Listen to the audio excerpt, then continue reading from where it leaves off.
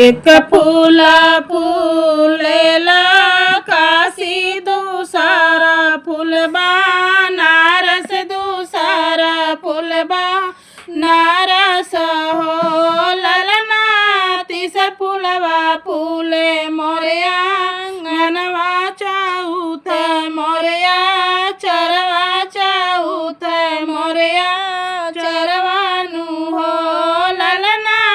तीसर फूलबा फूले मोरया आंगनवा, चौथ मोरया चरवा, चौथ मोरया चरवा में हो। यह चारों फूलवा जे पवती ता शिव के माँ नवती, ता शिव के माँ नवती न हो ललना।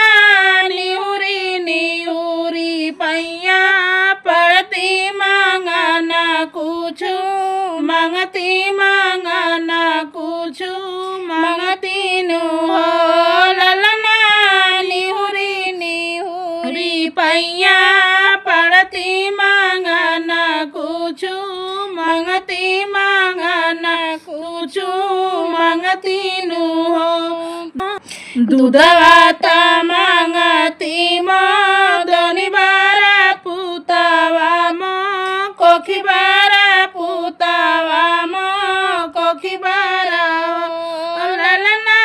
मांगती मो सिरा का सेंदूरवा, जाना मायाही वातिन, जाना मायाही वातिन हो ललना। मांगती मो हाथे का कंगनवा, जाना मायाही वातिन, जाना मायाही वातिन हो। केहू के देला प्रभु दुई लाला, केहू के चार लाला, केहू के चार लाला हो प्रभु। केहू के देला तारा साईता, एक हिला लन बिना, एक हिला लन बिना हो प्रभु। केहू के देला तारा साईता, एक हिला लन बिना, एक हिला लन बिना हो। अमवाता फरे दावदई मिलिया जा पस लागे, मिली जा पस लागे हो प्रभु।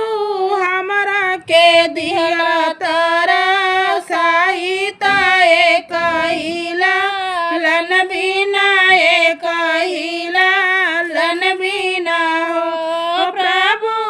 हमरा के दिहला तारा साईता, एक हिला लन बिना, एक हिला लन बिना हो। गोकुला में मरलू तिरिया, गैया अयोध्या में ब्राह्मण, अयोध्या में ब्राह्मण हो। तिरिया भने के दियलू तारा साईता, यही गति होला, यही गति होला हो। तिरिया भने के दियलू तारा साई, यही से गति होला, यही से गति होला नु हो। एक फूल फूलेला काशी, दूसरा फूलबा नारस, दूसरा फूलबा नारस हो ललना। तीसर फूलबा फूले मोरया आंगनवा, चौथ मोरया चरवा, चौथ मोरया चरवानु हो ललना। तीसर फूलबा फूले मोरया आंगनवा, चौथ मोरया चरवा, चौथ मोरया चरवानु हो। दोस्तों गला बहुत ख़राब हो गया है, सर्दी हो गया है, तो आवाज़ थोड़ा सा आप लोग समझ सकते हैं।